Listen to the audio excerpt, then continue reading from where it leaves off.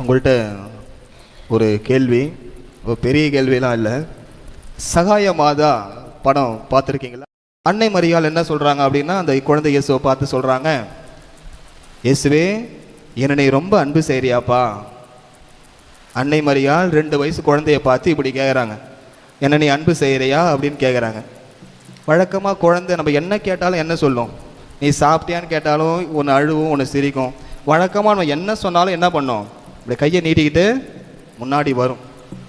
அதே மாதிரி தான் அன்னை மரியாள் இயேசுவை பார்த்து கேட்குறாங்க, நீ குழந்தை இயேசுவே என்னை நீங்கள் அன்பு செய்கிறீங்களா அப்படின்னு கேட்கும்போது அவர் கையை அப்படி விரிக்கிறார். உடனே வெளிச்சம் ஒன்று நேராக அவங்க மேலே படுது. குழந்தை இயேசு கையை விரிச்சார் இல்லையா, அந்த கையை அந்த விரிக்கிற அந்த நிழலில் அந்த வெளிச்சம் படும் பொழுது அங்கே ஒரு கருப்பு நிற சிலுவையானது அன்னை மரியாளுக்கு தோன்றுகின்றது. குழந்தை இயேசு கரங்களை விரிக்கிறாரு, அந்த ஒளியானது அந்த மேலே படுது. விரிக்கும் பொழுது அந்த நிழலானது ஒரு கருமையான சிலுவையாக அங்கே அன்னை மரியாள் பார்க்குறாங்க. இது நடந்துட்டு இருக்கும் பொழுதே யோசேப்பு சும்மா கிடையாது. யோசேப்பு என்ன பண்ணுறாரு? அவர் என்ன வேலை செய்கிறாரு? அவர் ஒரு தச்சர். அவர் என்ன பண்ணுறாரு? ஒரு ஆணையை எடுத்து அடிச்சுட்டு இருக்கிறார். டக் டக் அப்படின்னு அடிக்கிறார். நல்லா கவனிக்கணும்.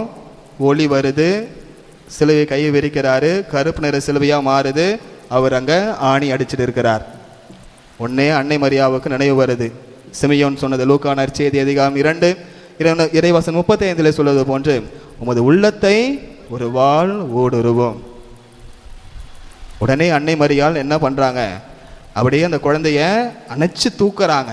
அப்படி தூக்கும் பொழுது அந்த வலது காலில் இருக்கக்கூடிய செருப்பானது குழந்தை இயேசு எந்த பக்கம் அந்த ஒளி வருதோ அந்த பக்கம் அவர் நோக்குறாரு. அன்னை மரியாள் நம்மளை பார்க்குறாங்க. ஏன்? என்னுடைய மகன் உங்களுக்காக சிலுவையில் பாடுபட போகின்றார், உங்களுடைய பாவங்களுக்காக அவர் இறக்கப் போகின்றார். குழந்தை இயேசுயை அங்கே பார்க்குறாரு.